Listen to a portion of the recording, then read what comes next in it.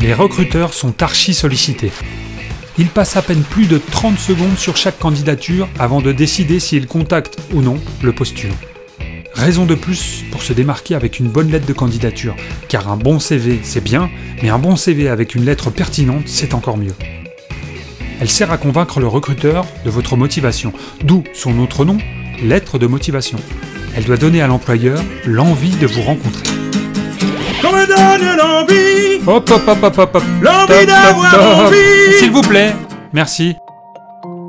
Voici d'abord une mise en forme possible de lettre de candidature. Mettez en haut à gauche vos coordonnées. Nom, prénom, adresse, téléphone, mail. Placez en haut à droite les coordonnées de l'entreprise. Nom, prénom du responsable, adresse. En dessous à droite, mettez le lieu et la date. Ensuite, écrivez l'objet de votre lettre. Commencez votre lettre par une formule de politesse, madame, monsieur, et si vous la connaissez, la fonction de votre correspondant.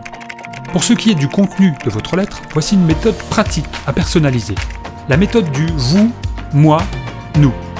Le vous étant l'entreprise et le poste proposé. Le moi étant ma personne, mes compétences, mes expériences. Et le nous étant l'adéquation entre l'entreprise et moi.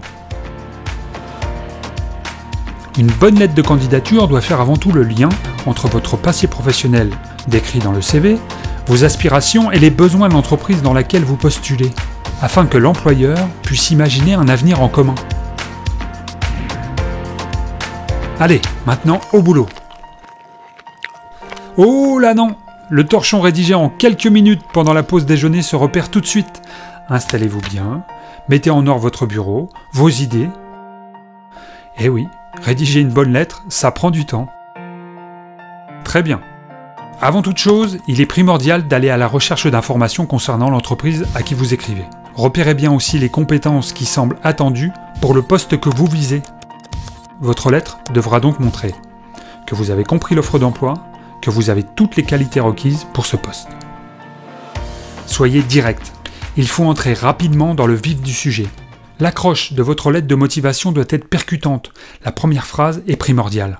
J'ai l'honneur de venir par la présente solliciter votre haute bienveillance et ainsi de bien vouloir m'accorder un emploi au sein de votre honorable établissement. Non, surtout pas. Évitez la brosse à reluire et les phrases pompeuses. Ne cherchez pas à marquer les esprits par la forme. Privilégiez un style sobre, fluide et bien compréhensible pour le recruteur. Good recovery from Barnes. J.R. Smith hits a three way downtown. Je me permets de vous adresser ma lettre de candidature car je recherche actuellement un emploi. Ouh là là là là. Commencer cette lettre de cette façon, c'est presque dire « Je suis en train de vous écrire une lettre ». Et ça, bien sûr, le recruteur l'avait compris. Et actuellement à la recherche d'un emploi dans le domaine du commerce de prêt-à-porter, je souhaiterais postuler à votre offre de vendeur en magasin. Oui, c'est beaucoup mieux. Rappelez-vous bien le « vous »,« moi »,« nous ».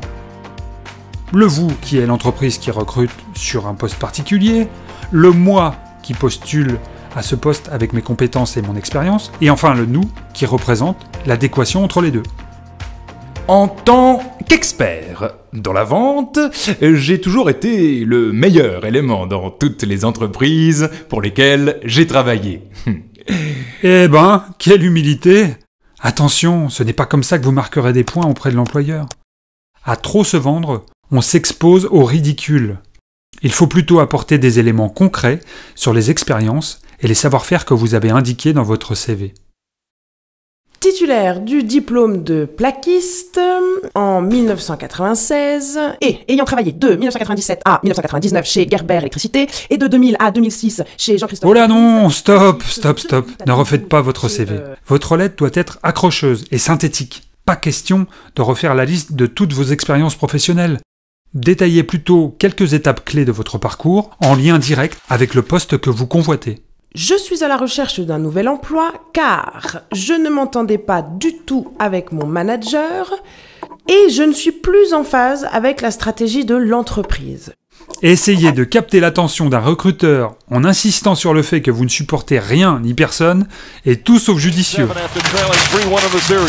J.R. Smith for three. Bang! Suite à un burn-out diagnostiqué par mon médecin lors de mon précédent emploi, je me retrouve aujourd'hui à la recherche d'une nouvelle activité. Non, non, non, ne parlez pas de ça. En recherche d'un emploi depuis 36 mois, j'arrive en fin de droit à Pôle emploi. Aïe, aïe, aïe, aïe, aïe. Même si les mentalités ont un peu évolué, les employeurs préfèrent souvent recruter des candidats déjà en poste plutôt que des demandeurs d'emploi. Donc, si vous êtes dans cette situation, ne le précisez pas dans votre lettre. Je vous prie de bien vouloir expressément examiner ma candidature, car je dois absolument trouver un emploi. Alors là, non. C'est totalement contre-productif d'être sur le mode de la pitié. Et cette phrase vous dévalorisera, car elle donne l'impression que vous êtes prêt à tout accepter. Après avoir divorcé suite à une infidélité de courte durée avec ma voisine, j'ai besoin de rebondir là en prenant un nouveau départ, nouvelle femme, nouvelle maison, nouveau boulot et une nouvelle voisine. Mais c'est très personnel tout ça. Le recruteur n'a pas besoin d'en savoir autant. C'est gênant et ça ne vous aidera absolument pas à décrocher un entretien. J'ai certes déjà 35 ans et 2 enfants. Oula, stop tout de suite. Si votre âge et votre situation de famille ne sont pas un secret, il n'est vraiment pas intéressant de les mettre en avant. Ces éléments peuvent vous desservir, même si la discrimination à l'embauche est bien sûr interdite. Je suis actuellement à une rémunération de 1500 € net. Et je prétends donc à 2325 € net par mois. Attention, pas question de parler salaire avant d'avoir rencontré le recruteur. Il faudra d'abord lui donner envie de vous recevoir en entretien, puis il faudra le convaincre que vous êtes le bon candidat. Una mattina mi son svegliata. Oh bella ciao, ciao, una mattina. Syndicaliste et féministe, je milite pour plus de femmes dans le domaine du BTP. Je milite également pour l'indépendance de la Lorraine et le retour d'un duché indépendant. Stop, stop, stop, s'il vous plaît, merci. Non, non, non, non. Il est important de garder ses opinions politiques, syndicales ou ses croyances pour soi. Ces sujets sont trop clivants pour être évoqués dans une lettre ou même en entretien d'embauche. Mes savoir-faire et mes connaissances acquises dans le domaine du second œuvre, lors de mes précédentes expériences professionnelles, devraient correspondre aux attentes de votre entreprise.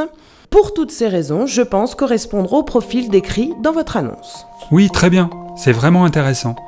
Il est important de souligner les points forts de la possible collaboration entre l'entreprise et vous. De plus, ayant une bonne capacité d'adaptation et des aptitudes pour gérer les changements et les projets de développement, je me tiens à votre disposition. Bien vu, allez au-delà de vos expériences, compétences, savoir-faire et montrez à l'employeur votre valeur ajoutée.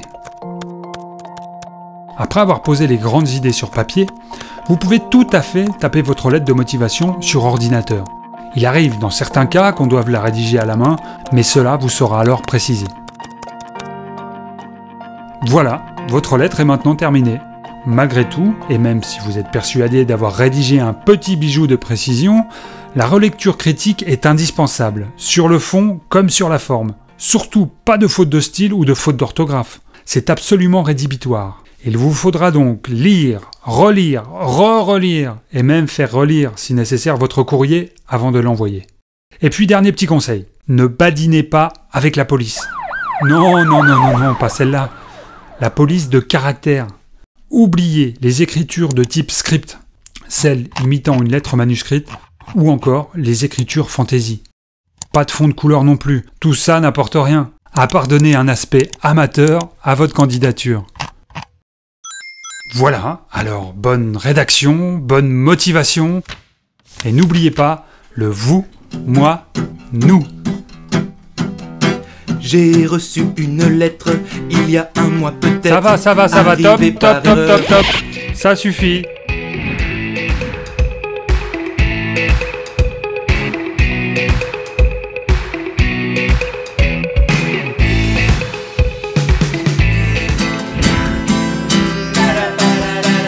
Bon, ça y est. Allez, coupez.